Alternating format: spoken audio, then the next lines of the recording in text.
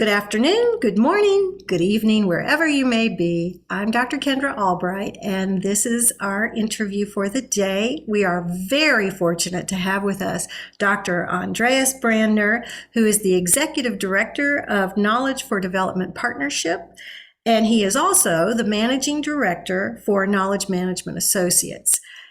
And I'm going to start by letting Andreas tell us all about himself. So, Andreas, if you would tell us a little bit about you, and then we'll talk after that about the work that you're doing. Good morning and good afternoon to everybody. And hello, Kendra. Thank you for inviting me to this wonderful interview. I look forward to it. And the question, tell me everything about you, reminds me a question, a fun question, by the way, that I sometimes ask my students or participants. What is your knowledge? What do you know? Because it's terribly difficult to say what you know. Once, because you have never thought about it like that, and secondly, because it's a lot. So where to start? And when you ask me, tell me everything about your life, it's somehow comparable. However, let me give it a try. First of all, I am born in Vienna.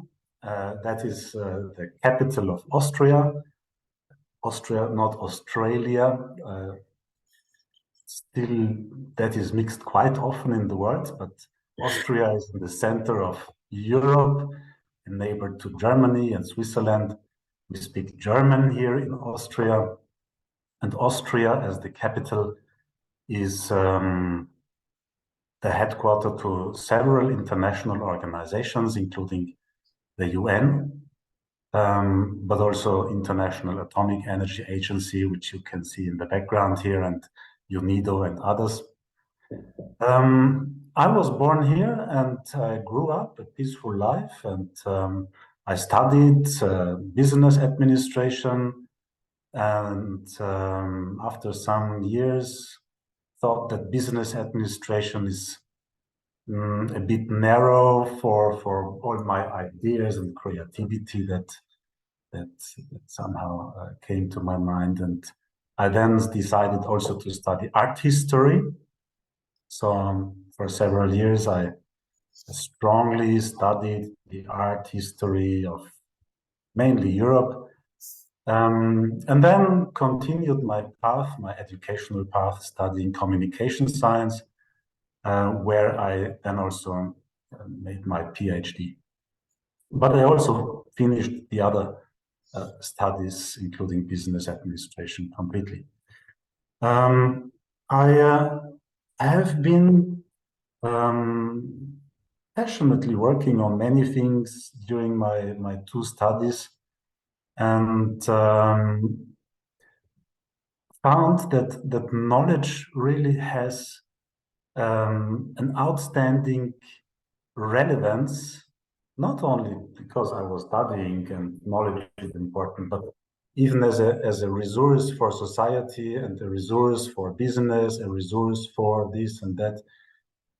I found it an amazing topic, and I was finally very much inspired by Peter Drucker, who, by the way, is an Austrian as well, and born in Vienna, only a few hundred meters from where I stay here.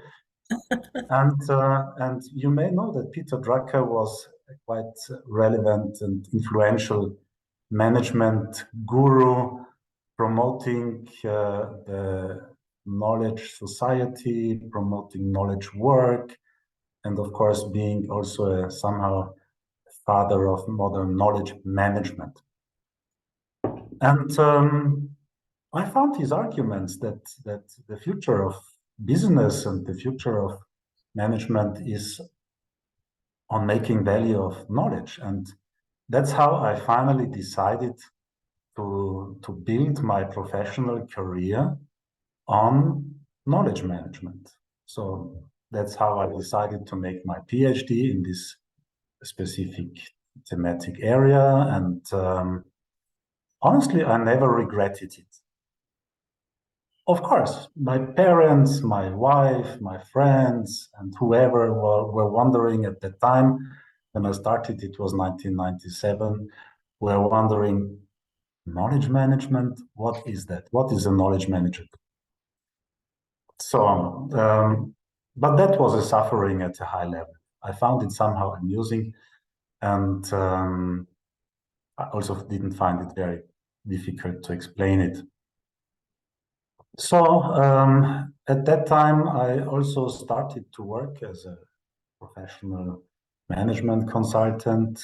I focused from day one on knowledge management. It was quite funny, and we established the first conferences on knowledge management in Europe.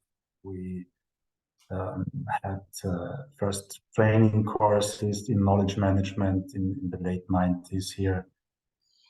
And also the number of companies who recognized knowledge management were the number was small. I always had enough clients who found it relevant and who, let's say, developed the whole domain of knowledge management together with us. So I established then in 2001 my own company, which is Knowledge Management Associates. By the way, that is linked with Knowledge Management Academy, one of Europe's first educational institutes in knowledge management, and Knowledge Management Austria as an association of Austrian partners to advance KM in Austria.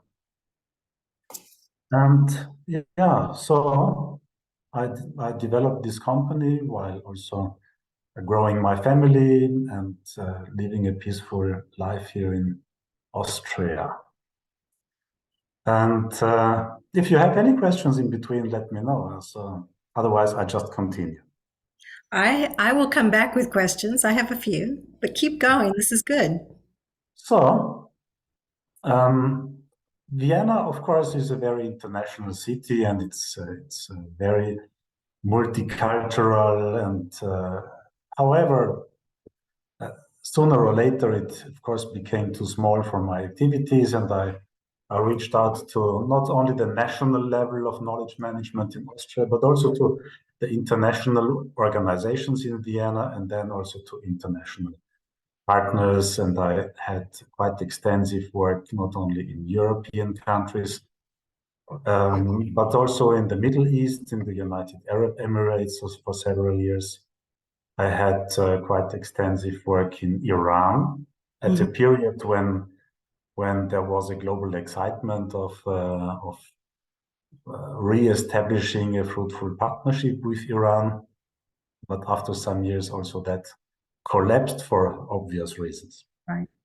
I then also stepped out of that and refocused my activities, and specifically in 2015, when the Sustainable Development Goals have been published,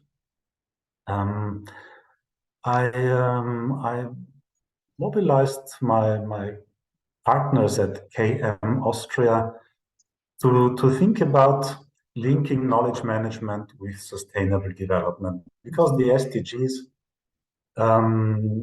did not very explicitly include knowledge management, but it was addressed in SDG number 17, partnerships for the goals, because it has been stated quite clearly that none of the goals for sustainable development can be achieved without partnerships, and within these partnerships, without sharing knowledge, learning from each other and with each other, transferring innovations, and sharing the inventions and progress in technology with each other as to solve our challenges together.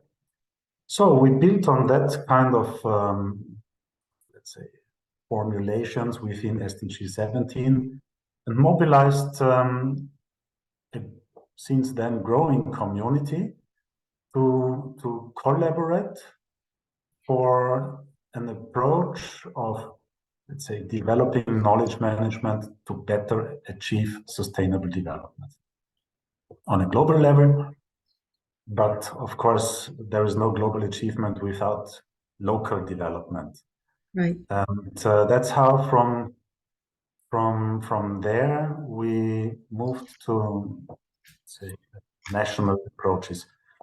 We established, after presenting an agenda knowledge in 2016, we established the Knowledge for Development Partnership as an organization in 2017 at a conference that has been co-organized by KM Austria with the Joint Inspection Unit of the United Nations System at the UN office in Geneva, in the presence of all UN organizations, which was a lucky coincidence because the Joint Inspection Unit at that time made an inspection on knowledge management and invited all UN organizations to the presentation of the report.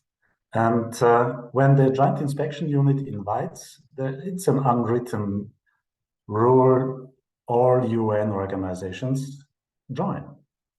And that's how we could mobilize all UN organizations, even all UN system organizations, which are far more, for this conference where we also presented our agenda. And the excitement was so big that on spot, 90% of all those 300 plus participants have signed the partnership declaration. And that was the starting point for a very, let's say, engaged and collaborative approach to knowledge management linked with sustainable development. From there, we reached out to various countries to introduce our approach with 14 knowledge development goals.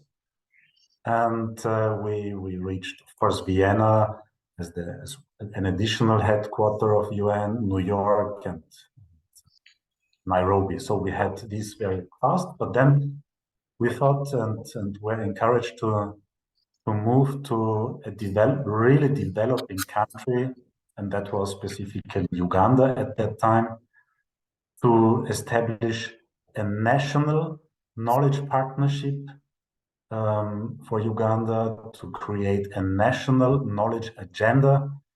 And since then, so many things have happened. 2 years ago, we established a Knowledge for Development Center at the biggest university in Uganda, which is Makerere University. And we are currently working on a national knowledge management strategy for the public administration. In a few weeks, this will be presented. And many more activities have been implemented and are coming up. And we could encourage about 20 countries altogether to work quite actively with more or less systematic approach, but with commitment and relevant activities to follow an integrated approach to knowledge. We convene knowledge for development partnership meetings in various countries and cities. You mentioned Gladys Camboy as one of your guests. She is one of the actors in Kenya, and our global network is quite strong, with about 2,000 knowledge management professionals, or at least interested people around the globe. And I think that this activity of Knowledge for Development Partnership is more important than ever, because we currently realize that the global challenges that we face, from climate change to loss of biodiversity, clean water, you name it, cannot be solved anymore alone. No country can do it alone. And when we look at those partnerships that are established to manage and handle these problems, it is remarkable that more and more explicitly they have put knowledge management as a key pillar for the achievement of their goals. And just to mention one example, the Convention on Biodiversity, and we can consider it biodiversity as one of the top topics currently, has defined KM as a pillar, and we are working with them on a global knowledge management for biodiversity challenge, which should start in a few months, to create a knowledge agenda for biodiversity. So we intend to educate and train representatives of all parties of the Global Convention on Biodiversity, and that's about 190. No, 169, I think, and co-create a knowledge agenda. So we really hope that with this contribution, however small it may be, we can significantly support the achievement of our biodiversity goals. And the same we are currently doing for agriculture in Africa on a continental level, as well as for water and sanitation on a continental level. So knowledge management, in fact, which has been somehow like a support activity, not even a process at the very early stages for let's say, performing a bit better in organizations, has now become a core activity in our globally most relevant institutions and initiatives worldwide. And that shows how much we can contribute through knowledge management to a better world. And that is what drives me, satisfies me, encourages me in this work. That is an amazing. Where I am currently. That is just amazing, Andreas, and it's very interesting to me because I've been also doing some development stuff with sustainable development goals in KM as well. And so there's a lot of alignment happening, I think, in different pockets around the world. And I think this is fortuitous that we have connected, and I've really enjoyed working with you so far, and I'm looking forward to doing more and more with you. I did have a couple of questions. I just want to run back past them. First of all, I'm going to ask you, I think it's I think it's an easy question for you, but it's a challenge for many of us, and that is, how would you explain KM? Well, knowledge management, from my understanding, is an integrated, systematic, and targeted approach to advancing knowledge in the organization. And we usually address in such a definition processes like searching and finding, acquiring knowledge, sharing it, using it, capturing it, etc., to achieve the organizational objectives. So while we are all using knowledge intentively or not, because everybody knows something and everybody does something to achieve his or her goals, I would not consider that knowledge management. So I distinguish those many activities that have to do with knowledge to knowledge management as being a conscious, targeted, systematic, and integrated approach. So just to have an intranet where you upload things and you share whatever, it's not yet knowledge management from my point of view. And of course, knowledge management does not have to cover everything and every bit and byte of knowledge that is there. That would even contradict the definition. But when we have goals, we consider what is the relevance of knowledge in it, how can we advance it as a resource, but also as a service and product. How can we develop it? in a managed approach. That is what I define as knowledge management. That's very good. That's excellent.